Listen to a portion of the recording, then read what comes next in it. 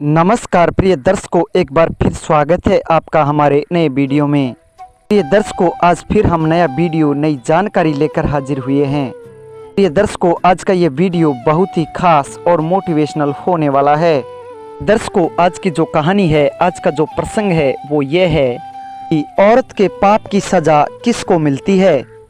दर्शकों, ये सारी जानकारी हम आपको वीडियो के माध्यम से बताएंगे, इसलिए वीडियो को एंड तक जरूर देखिएगा।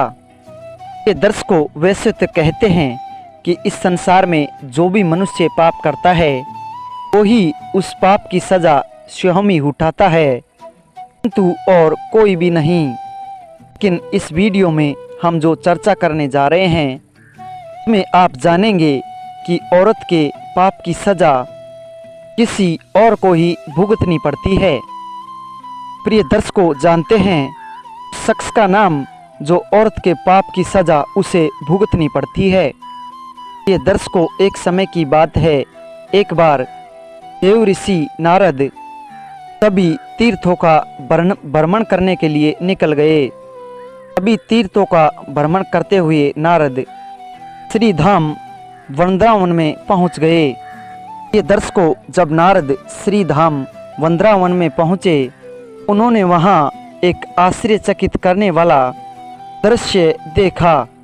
ये दर्शकों, उस दृश्य को देख करके देव ऋषि नारद के आश्चर्य में पड़ गए। वो दृश्य कैसा था? प्रिय दर्शकों, नारद ने देखा कि वहाँ एक नौजवान स्त्री अपनी कुछ सहेलियों के साथ में बैठी है और वो बैठी बैठी रो रही है, और उसके पास में दो बूढ़े पुरुष अचेत अवस्था में पड़े हुए हैं, यानी कि बेहोश पड़े हुए हैं। प्रिय दर्शकों, नारद जी ये देख करके बहुत ही आश्चर्य में पड़ गए। नारद जी मन में सोचने लगे कि यह क्या मामला है और ये कैसा अद्भुत दृश्य है। एक नवयुवन स्त्री दो बूढ़े पुरुषों के साथ में बैठ करके रो रही है। चलो इस दृश्य के बारे में जानें और इसकी कुछ सहायता करें। दर्शकों, कहते हैं कि इस संसार में साधु वही है जो परमार्थी हो, आरती नहीं हो। दर्शकों, साधु संसार के लिए सोचता है और सांसारिक प्राणी अपने लिए सोचता है। ये दर्शकों, फिर नारद ने उस नवयुवन स्त्री के बारे में विचार किया। सोचा कि इस स्त्री को अपने कर्मों की सजा मिल रही है, क्योंकि इस संसार में प्राणी अपने कर्मों की ही सजा उठाता है। कहते हैं कि जैसा कर्म करोगे वैसा ही फल मिलेगा। दर्शकों, अच्छा कर्म करोगे तो अच्छा ही फल मिलेगा, और अगर आप बुरे कर्म करोगे तो बुरा ही फल मिलेगा। दर्शकों, रत्नाकर ने एक बार अपनी पत्नी और बच्चों से पूछा, जो मैं ये पैसा ये धन लेकर के आता हूँ, इस पाप पुण्य में आप भागीदार हैं या नहीं। दर्शकों, तब रत्नाकर की पत्नी ने कहा, आप क्या कह रहे हैं, हमें इससे क्या मतलब है, ये तो आपकी जिम्मेदारी है पत्नी को और बच्चे को खिलाने पिलाने की। कहाँ से लाते हैं, कैसे लाते हैं, चाहे आप पाप से लाओ या पुण्य से लाओ, हमें इससे कोई मतलब नहीं है। मैं आपके साथ इस मामले में कोई भी साथी नहीं हूँ। दुनिया का हर इंसान अपने बीवी बच्चों के लिए ही तो कमाता है।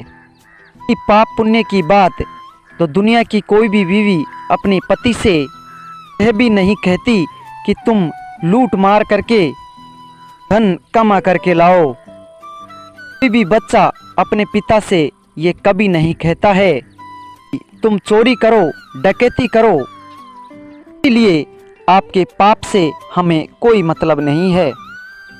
दर्शकों, अपनी पत्नी की बात सुनकर के रत्नाकर को बहुत ही ज़्यादा पश्चाताप हुआ और आंखों में आंसू बहाए।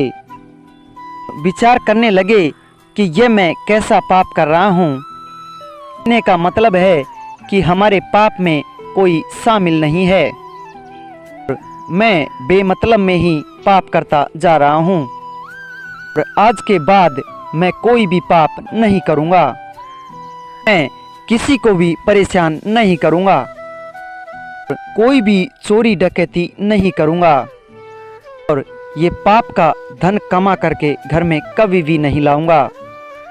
दर्शकों, एक बात सच है, हमारे शास्त्र कहते हैं कि इस संसार का मनुष्य यदि पाप करता है तो उस पाप की सज़ा उसे स्वयं झेलनी पड़ती है, उसे स्वयं को भोगनी पड़ती है। और यदि पुण्य करता है तो उस पुण्य का 50% फल उसकी पत्नी को स्वतः ही मिल जाता है।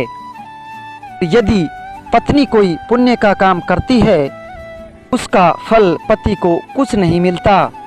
अगर पत्नी कोई पाप करती है तो उस पाप की 50% सजा पति को उठानी पड़ती है। ये बिल्कुल सच है जो हमारे शास्त्रों में लिखा है, शास्त्रों में बताया गया है। दर्शकों, अब मनुष्य विचार करे या सोचे कि हमारे साथ भगवान ऐसी नाइंसाफी क्यों कर रहा है, तो मैं अपने पापों की सज़ा स्वयं उठाऊं, पत्नी के पापों की सज़ा भी 50% वो भी उठाऊं। ये दर्शकों, इसमें आपको घबराना नहीं है। वो इसलिए है कि तुम्हारी पत्नी ने त्याग किया है और तुमने कोई त्याग नहीं किया है। ऐसे तुम्हारी पत्नी ने तुम्हारे लिए अपने माता पिता छोड़े, अपने भाई बंधु छोड़े, अपने ताऊ चाचा छोड़े, अपनी बहन छोड़ी, उसने अपना पूरा परिवार छोड़ा। इसके लिए तुम्हारे लिए, और तुमने क्या छोड़ा? कुछ भी नहीं छोड़ा।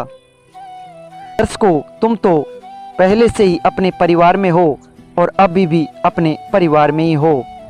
प्रिय दर्शकों, यही कारण है जो पत्नी की पाप की सज़ा पति को मिलती है कि उसने तुम्हारे लिए त्याग किया है। शर्ते तुम पत्नी के घर के लिए तुम्हारा घर नहीं छोड़ सकते, त्याग नहीं कर सकते जो तुम्हारी पत्नी ने तुम्हारे लिए किया है। प्रिय दर्शकों, अब तो आप समझ गए होंगे कि इस संसार में औरत के पाप की सज़ा उसके पति को ही मिलती है। दर्शकों, यह थी कुछ हमारी जानकारी। दर्शकों, हमारी कहानी यहाँ पर समाप्त होती है। उम्मीद करते हैं आपको हमारा ये वीडियो अच्छा लगा है, इससे आपको कुछ सीख भी मिलने वाली है। ये दर्शकों, अगर हमारी कहानी आपको अच्छी लगी है तो लाइक शेयर कमेंट करके ज़रूर बताइए, और साथ ही जो लोग हमसे नए जुड़े हैं वो हमारे चैनल को भी सब्सक्राइब ज़रूर कर ले, ताकि हमारा आने वाला हर वीडियो पहले आप लोगों तक पहुंच सके और आप उसका लाभ उठा सके। प्रिय दर्शकों, मिलते हैं जल्दी नए वीडियो में। जी नमस्कार।